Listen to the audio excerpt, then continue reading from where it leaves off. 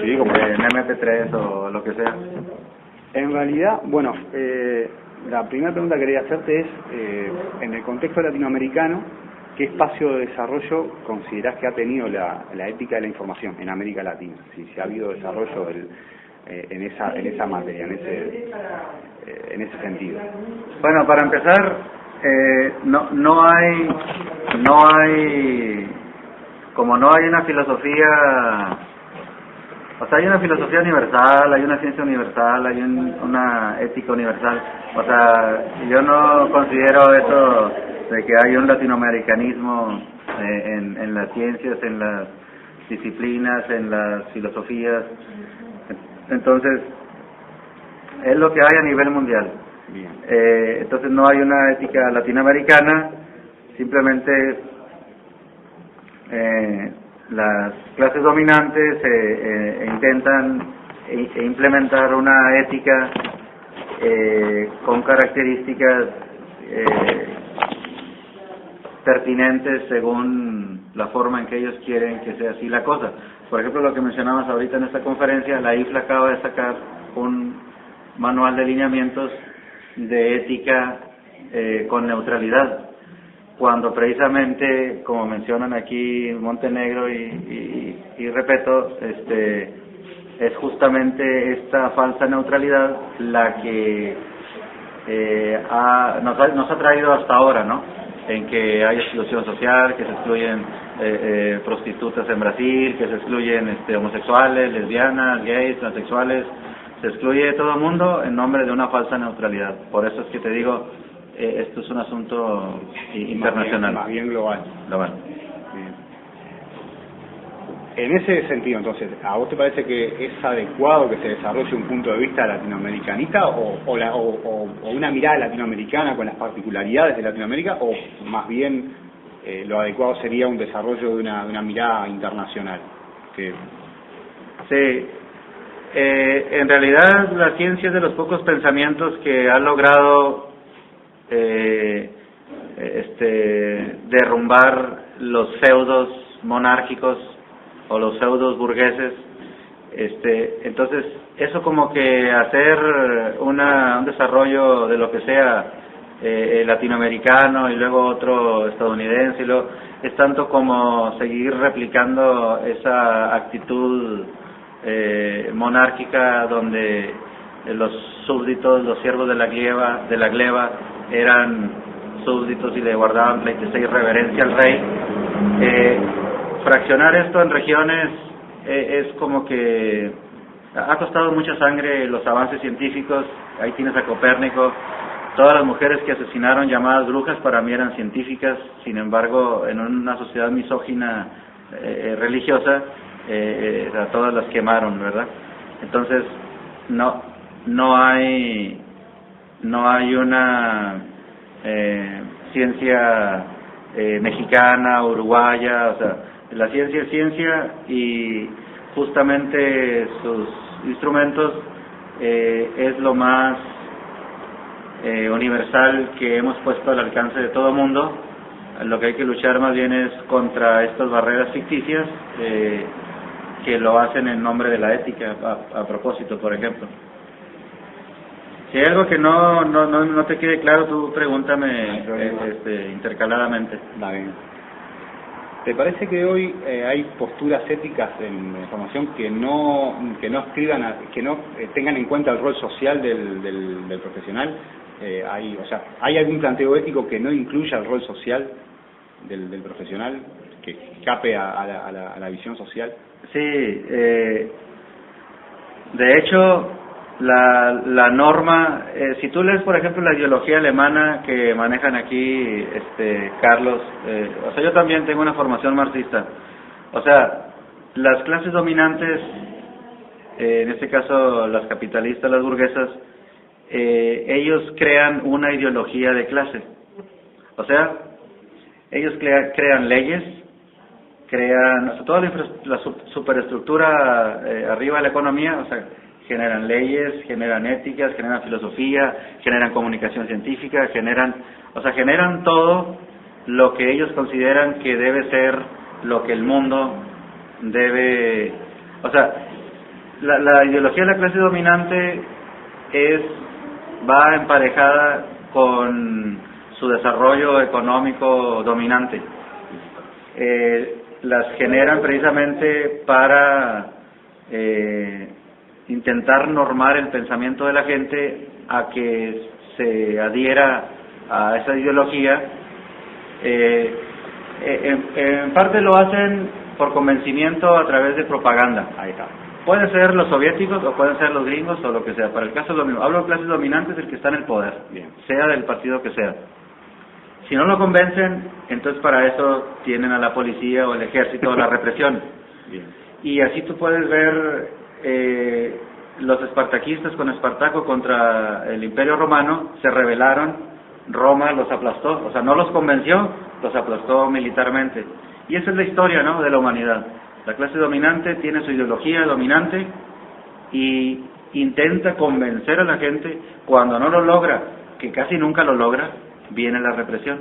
Por ejemplo, pues nosotros que tú eres uruguayo, yo soy mexicano, tenemos un dominio, una historia común donde los españoles llegan e intentan convencernos de su nuevo evangelio y destruirnos nuestras deidades prehistóricas. No lograron convencernos, entonces nos oprimieron por las armas. Primero llegaron, nos colonizaron a punta de fusil, pólvora y sangre, ¿sí? Entonces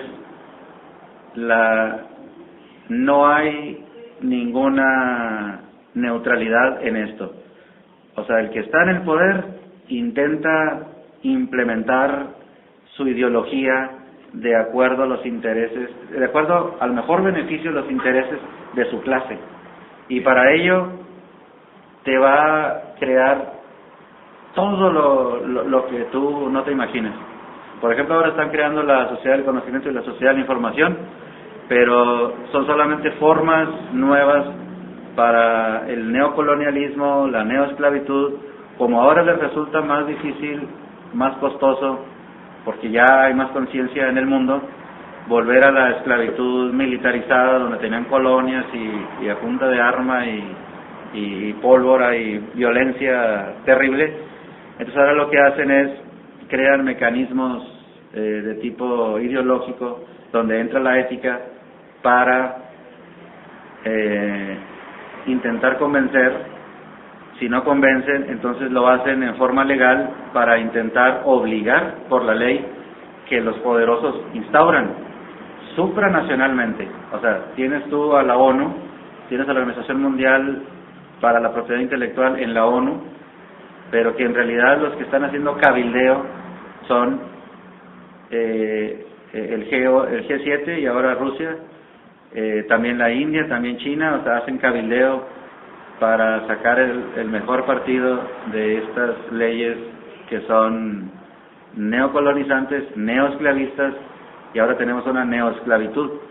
Claro, por supuesto que acá los espartacos contemporáneos estamos alertas y entonces tienes todo un movimiento de toma de partido contra esta nueva esclavitud y pues nunca podrán tener un totalitarismo al estilo nazi, que ni siquiera los nazis lo tuvieron, o un totalitarismo al estilo Stalin, que ni siquiera Stalin lo tuvo. Entonces, pienso que hay buen refuego internacional.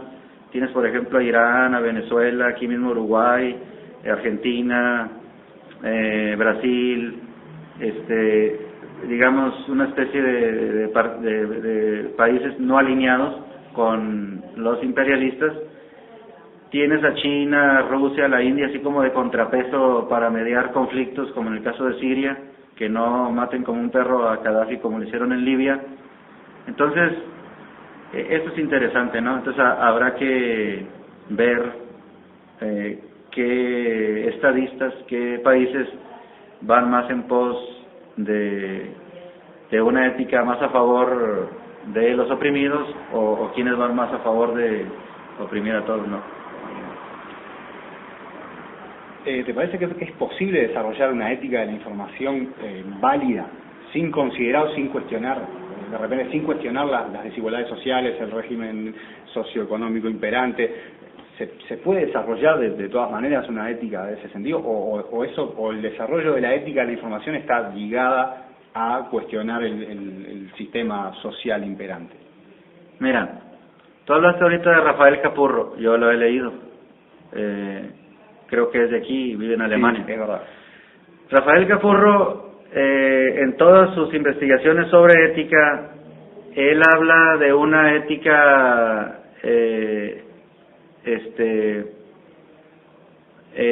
más de forma descriptiva que prescriptiva. Él pone como que este caveat, él pone esta salvedad. Él menciona que la ética no puede prescribir, o sea, no puede dictar acción. Pero él, al decir que no puede dictar acción, automáticamente está quitándole el filo potencial que tiene un estudio de la ética, asumiendo una responsabilidad social. En mi trabajo, un capítulo del libro allá en España en el 2007, publicado en el libro de Volcanes Llenas, bibliotecas bibliotecas y cambio social, algo así, y compromiso social. Yo hago este capítulo del libro que se llama una introducción a las contradicciones éticas en las responsabilidades sociales de la bibliotecología. El problema es que si Capurro dice que la ética no puede ser un instrumento para tomar acción o partido o ideología o acción política o acción de algún tipo,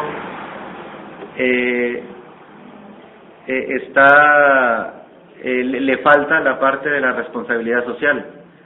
El bibliotecario, el científico de la información documental, o sea, no puede solamente basarse en discursos éticos, en discursos ontológicos que le impongan organismos y vaya de dudosa reputación como la IFLA o asociaciones nacionales o la misma religión o las mismas leyes que son muy cuestionables,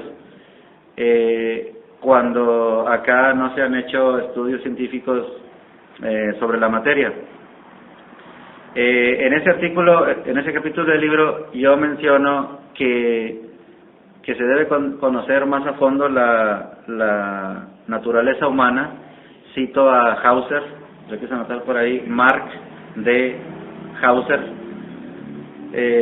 Hauser habla de una gramática de la moral genética.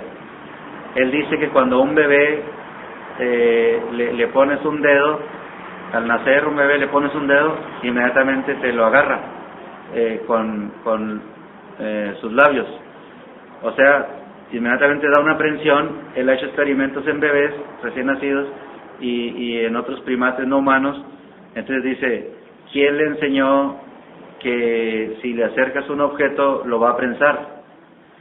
Entonces, hasta el momento en la historia se ha analizado, estudiado la ética desde las leyes o desde la religión, pero nunca de las leyes, religión o la filosofía o las humanidades, pero nunca desde el punto de vista de las ciencias naturales.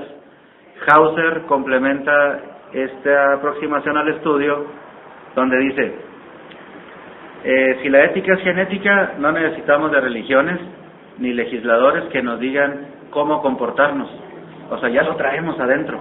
Y pone muchos experimentos en su libro que te recomiendo, que se llama su libro se llama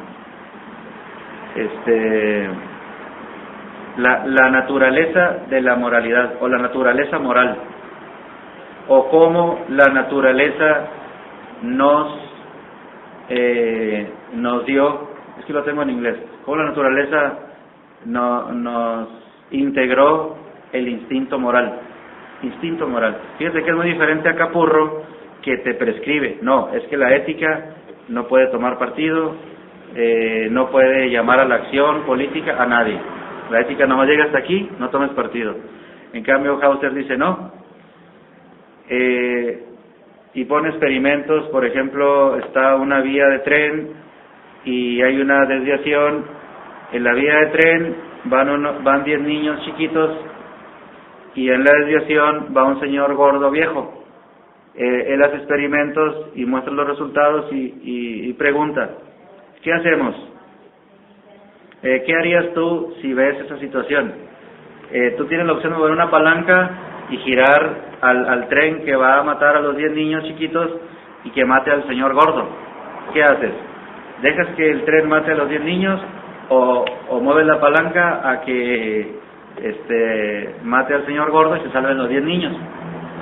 Los experimentos todos arrojaron datos contundentes en que instintivamente uno actúa a favor de los más niños, los más jóvenes, los más desfavorecidos, los más desvalidos. Entonces, instintivamente se toma partido. Bien. Entonces, lo que menciona filosóficamente, sin ninguna experimentación científica de ningún tipo de capurro, se cae con los experimentos de Hauser y todo su equipo de investigadores que se trae un instinto ético integrado. Investiga, por ejemplo, en gente que le hicieron lobotomía o que tuvo accidentes, cuando le quitan una parte del cerebro por un accidente, por ejemplo, que dejan de fumar. Hay una parte que atrae a los vicios. Si te falta eso, se te atrofió, como que te quita ese instinto de autodestrucción o de destruir. O sea, es un neurocientífico que hace estudios, así hace tags, o sea, tomografías axiales computarizadas, o sea, se mete al cerebro y le pone experimentación a qué haces ante determinadas cosas. Entonces, eso es lo que falta. Entonces, si supongamos que esto sea válido, yo no soy un científico de ese tipo, pero lo que he leído me suena convincente por las evidencias que muestran que son bastantes. Entonces tenemos que automáticamente estamos llamados a tomar partido. Y si alguien nos dice de la religión, o de la filosofía, o de las humanidades, o de las leyes, que no tomemos partido, que debemos ser neutrales, ya están tomando partido en querer, como siempre, quitarnos, desvestirnos de nuestros instintos por tomar partido. Y en la toma de partido ético es que, según Hauser, que traemos un instinto genético entre hacer el bien o el mal, ¿sí? Entonces, que generalmente es hacia hacer el bien, o al menos el bien menos peor entre circunstancias de difícil elección, ¿sí? Como esa de los niños y el viejo. Sí. Bien. En cuanto a la formación, ¿cómo te parece que influye la formación que se recibe hoy en día en las universidades en los estudios sobre ética de la información? Hay las universidades actualmente, ¿te parece que fomentan el estudio de los aspectos éticos de la información a modo general, digamos, por lo que la experiencia que has tenido, los lugares que has conocido? Bueno, aquí de nuevo tenemos que son las escuelas de filosofía las que más fomentan la formación ética. Sin embargo, la vasta mayoría del planeta es religiosa. Entonces, tenemos que son los dogmas religiosos los que tienen más influencia en la formación de la gente hacia una conducta ética.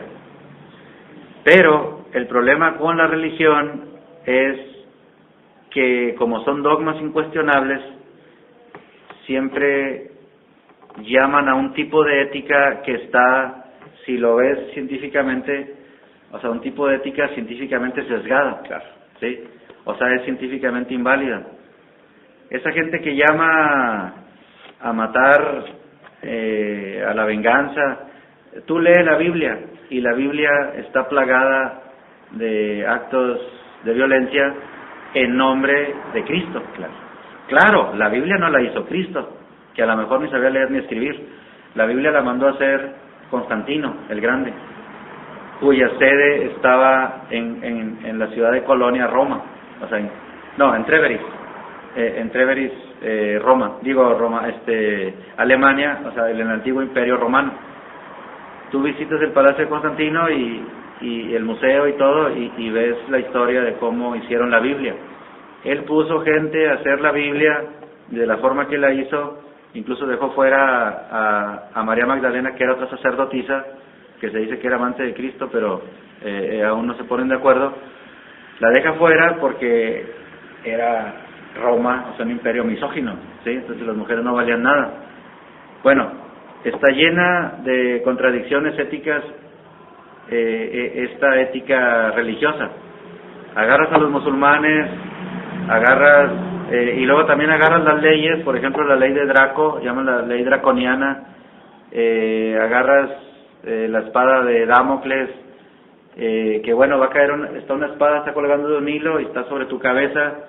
Si cortas el hilo, pues cae la espada, o sea, ¿qué haces? O bueno, tiene 2 hilos, ¿cuál filo corta menos? O sea, esas influencias de formación religiosa, sobre todo religiosa, esa es la más peligrosa, que precisamente no podemos llamar a la ética una ética religiosa, porque todos llaman a un dogma incuestionable hacia hacer algo.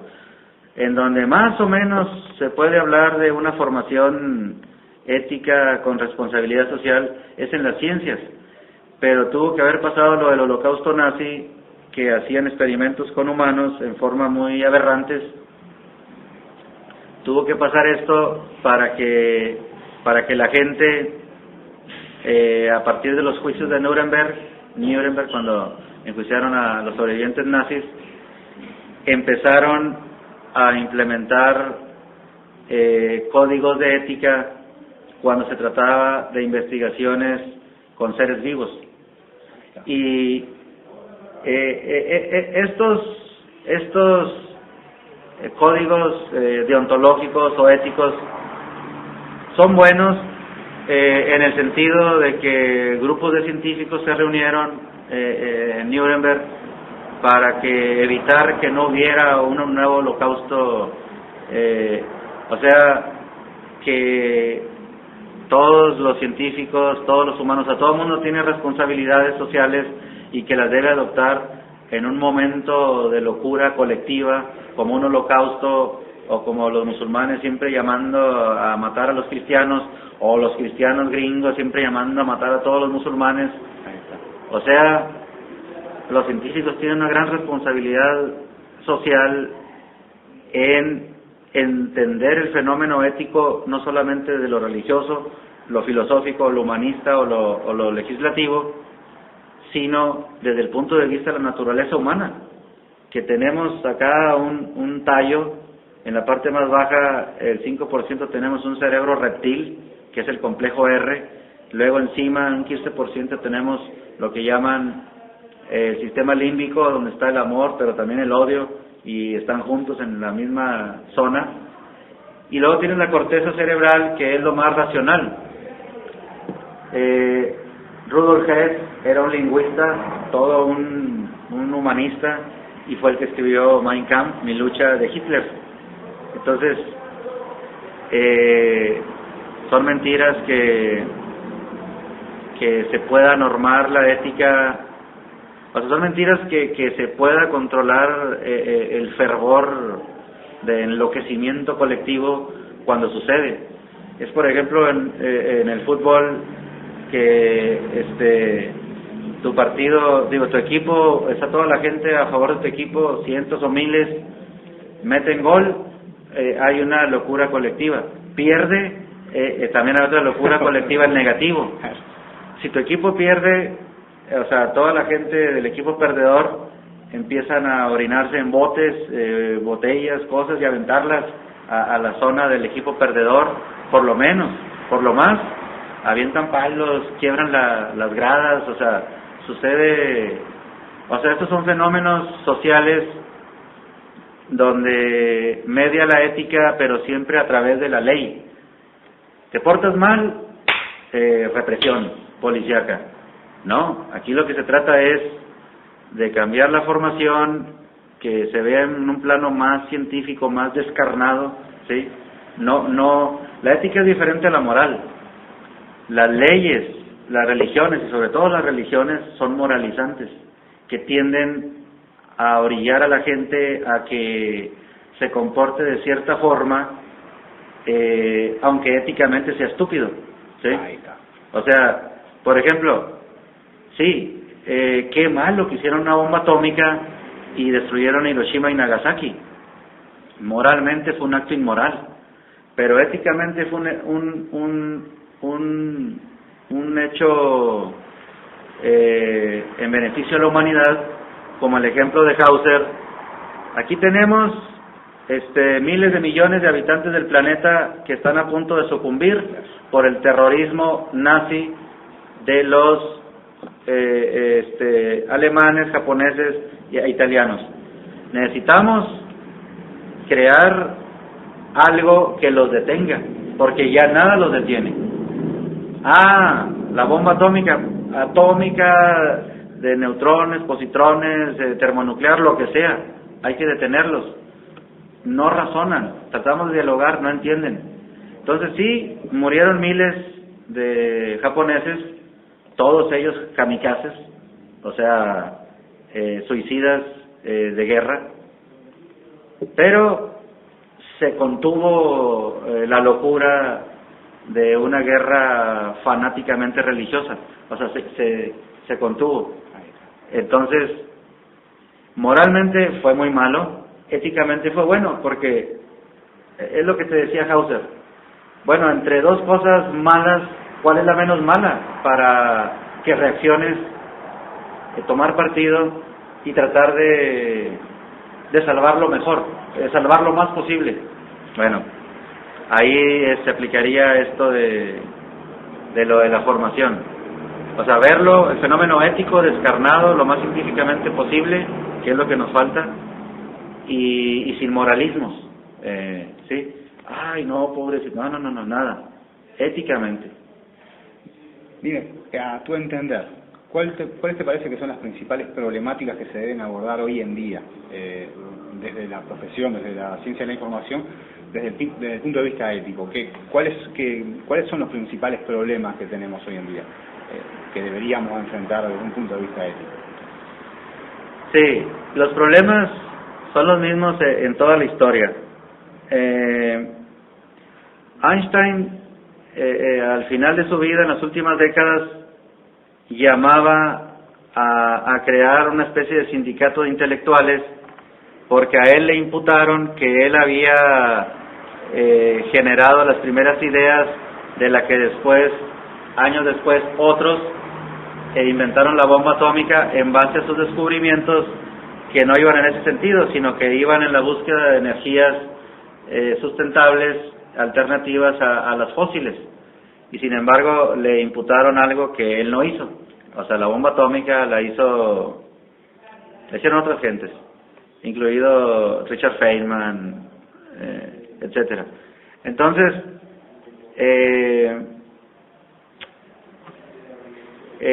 el gran problema es, como decía Einstein, crear una red de intelectuales que traten de hacer lo mismo que los obreros, o sea, un sindicalismo para protegerse. Él decía, por ejemplo, en nuestro caso, uno es un físico, te llega un soldado con un fusil encañonado y con la bayoneta picándote la espalda y te dice, súbete al vehículo militar, te requiere el presidente de la República de Uruguay, de México, Estados Unidos, donde sea, para un asunto top secret. Dice Einstein, ¿qué hace el científico? Si se opone, lo matan. Y si acepta, tiene más posibilidades por lo menos de salvarse. Entonces, el problema es, dice Einstein, Los científicos, para el caso de los intelectuales en general, o sea, los que estudiamos, como tú, como yo, los que estamos aquí en el ambiente académico, estamos indefensos ante los atropellos y generalmente opresivos de las clases dominantes en turno. Entonces él decía que creando una especie de sindicalismo de intelectuales para proteger a los mismos intelectuales. Bueno, ahora acá en el caso bibliotecario, en el capítulo ese del libro que te menciono de Volcanes Llena, yo me meto en ese asunto, en que los códigos de ética, por ejemplo de la IFLA, que además de llamar a la neutralidad es algo absurdo, los códigos de ética que prescriben como receta médica, prescripción médica, las asociaciones bibliotecarias, son códigos de ética totalmente moralistas o moralizantes, que siguen preceptos hasta bíblicos o de sagradas escrituras, o sea, siguen preceptos religiosos, o sea, no son códigos de ética, son códigos moralistas, de religiones, de leyes, de policías.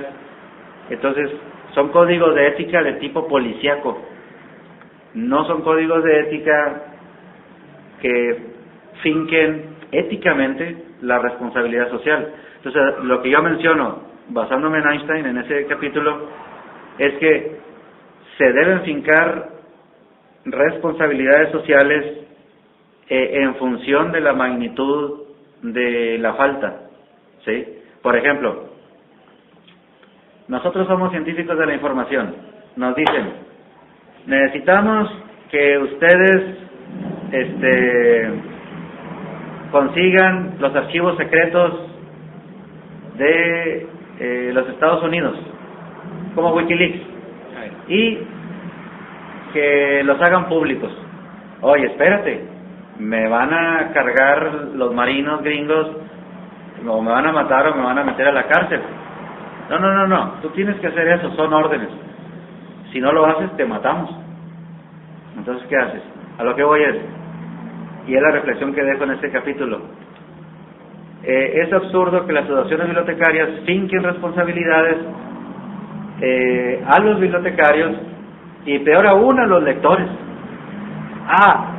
Para evitar que se roben los libros hay que ponerle una multa de $1,000 al que robe un libro.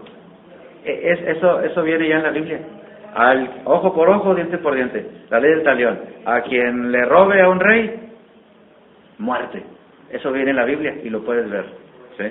Entonces, esa idea draconiana, o sea, del Draco que sacaba leyes asesinas y represoras allá en la antigua Grecia, se mantiene en los códigos bibliotecarios.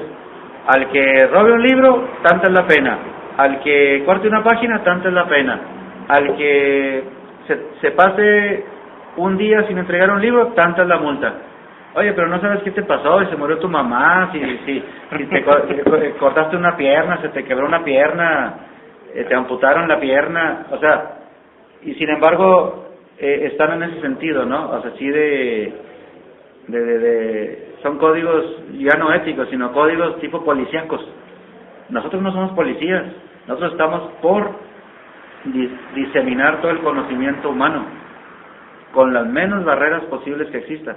Bueno, entonces la otra que hay es que debemos fincar responsabilidades a los que tienen mayor imputabilidad, ya sea criminal, delictiva o lo que sea. Si se trata de crear un código para imputar responsabilidades, hay que ir a lo más grande. ¿Quiénes son los más grandes? Hay que meter a juicio a Bush, a Tony Blair, hay que meter a juicio a todos los exdictadores, asesinos, o sea, todos los grandes homicidas, a los grandes magnicidas, los grandes dementes como Hitler, las dictaduras que hemos tenido en todo el mundo, todos los genocidas.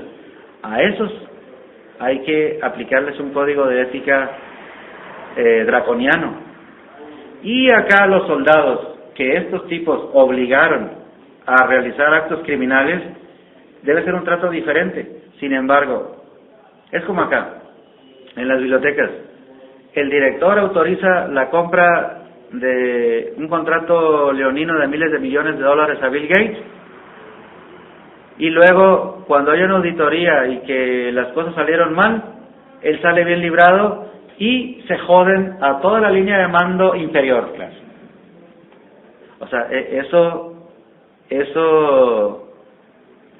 lo absurdo. O sea, eso es lo antiético de la ética. ¿Por qué crean códigos bibliotecarios éticos para joderse al bibliotecario trabajador pobre y peor aún a los lectores de bibliotecas públicas más pobres? O sea, pobres intelectualmente que no saben cómo buscar información y pobres de dinero, de plata. Y acá arriba todos quedan impunes y más arriba impunes. No, ahí hay que fincar responsabilidades de acuerdo a la gravedad de los crímenes y delitos, empezando por los de lesa humanidad, que son holocaustos, dictaduras, etcétera. Bien. Una más en realidad. En el nuevo contexto informacional, donde tenemos redes sociales, donde se habla de nula o escasa privacidad o una tendencia hacia la nula privacidad, en un contexto donde algunos autores hablan de incluso sociedad de la vigilancia, ¿se están generando nuevas problemáticas a encarar desde la ética de la información o estamos ante un escenario que es el mismo pero que solamente está exacerbado, digamos? O sea, ¿hay nuevos problemas o son los mismos problemas agravados? No puedo entender bien esta última pregunta. Si gustas explicármela mejor, claro. Perdón. Ha habido desde hace unos 20 años a esta parte y en este último, en el comienzo del nuevo siglo, había una irrupción de las redes sociales. Entonces eso genera determinada situación a nivel informático, ¿no? Las redes sociales como Facebook, etcétera. A la vez, algunos autores hablan del desarrollo de una suerte de sociedad de la vigilancia, donde todos estamos bajo el escrutinio de las redes o de diversos sistemas de vigilancia estatales, le hace circuitos de cámaras, le hace cualquier aparato represor del Estado, represor en el sentido estatal. Ese contexto, digamos, que puede parecer un contexto nuevo, genera nuevos problemas que podrían afectar al trabajo del profesional de la información, o en realidad estamos ante una situación que solamente está agravada, que solamente se ha ido agravando y es un estadio más de los viejos problemas que teníamos. Sí.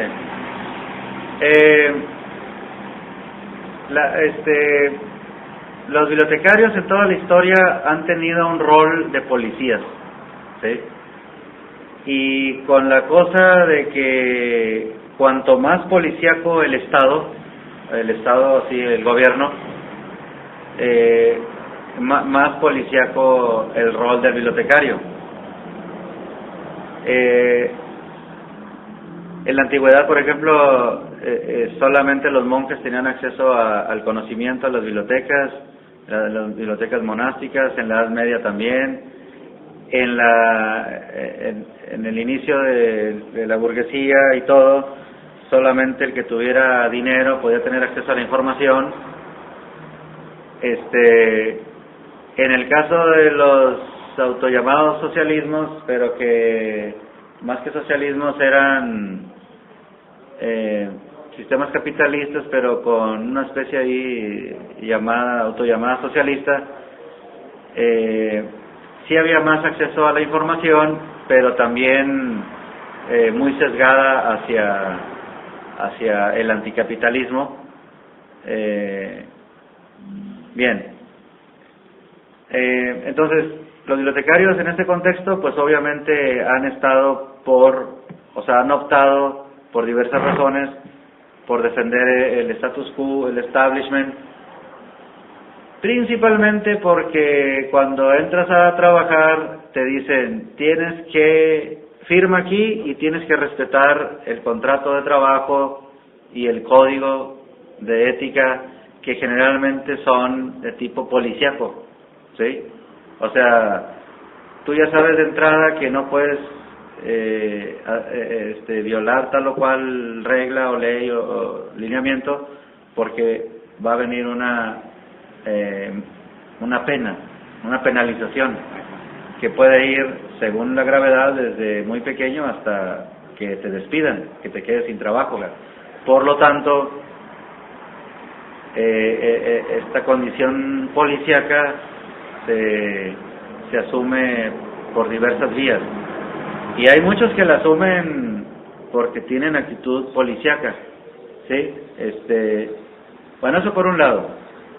Por otro lado, los bibliotecarios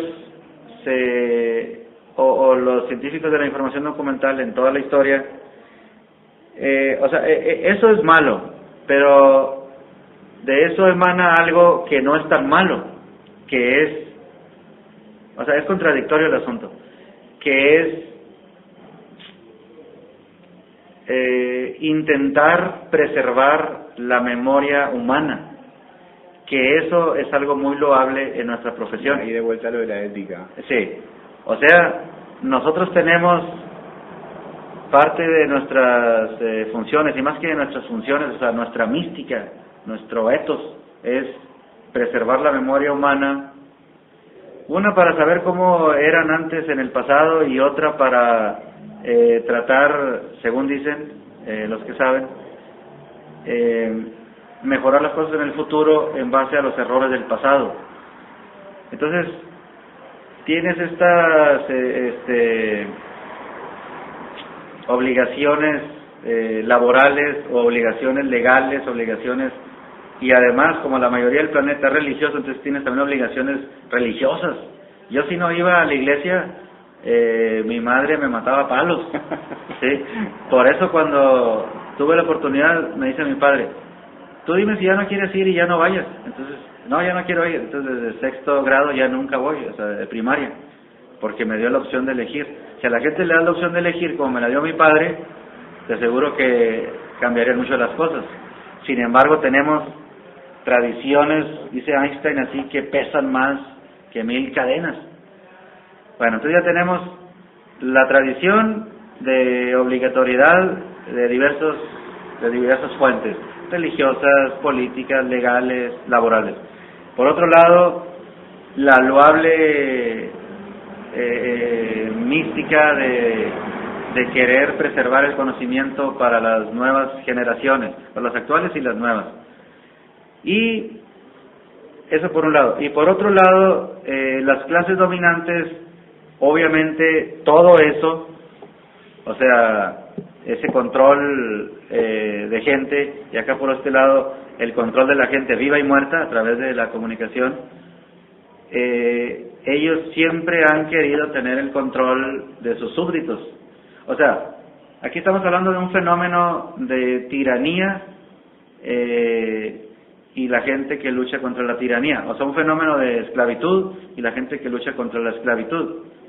Que no se me tome a mal, o sea, todos los tiranos de la historia, de una u otra forma, al intentar apropiarse de todo el procomún de conocimiento y de información de la historia y el planeta, al mismo tiempo, cuando han rodado sus cabezas gracias a los espartaquistas, eventualmente eso se ha abierto, como ocurrió en Cuba, por ejemplo.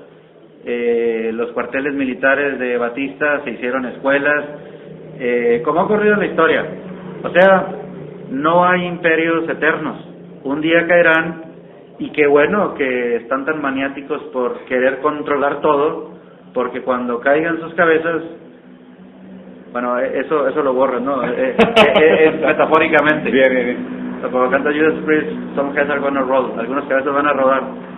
O sea, lo que preservaron también, tan celosamente, tan policíacamente, al cambiar un nuevo régimen, entonces ahí vas a tener oportunidad de ver el pasado, como acá los museos de la memoria en Argentina, ahí tú ves, o acá los museos del Holocausto nazi, tú puedes ver, dices, bueno, pero es que esto es muy malo. Sí, es muy malo, pero es humano, o sea, somos humanos y hay que vernos como somos, con toda la bondad que podemos tener del mundo, o con todo lo nazi y staliniano que pudiéramos ser. Entonces, por otro lado, yo no creo que haya un panopticón de Foucault así, de O sea, no creo que haya en el mundo una sociedad del Big Brother, del Gran Hermano de Orwell de 1984. O sea, no lo es tanto, ¿no? En su momento hay gobiernos que así te lo hacen pensar, pero también por otro lado tienes un aspecto positivo. Dice Brian Martin, un anarquista que habla en contra de la propiedad intelectual de la información allá en Australia. Dice, por otro lado no es tan malo, o sea, también es como la invención de un puñal, o sea, de un cuchillo. Tú puedes cazar animales para alimentarte o puedes matar a tu mejor amigo. O sea, en sí mismo el desarrollo científico tecnológico, o sea, no es lo malo. Lo malo es la gente mala. Sí, por ejemplo,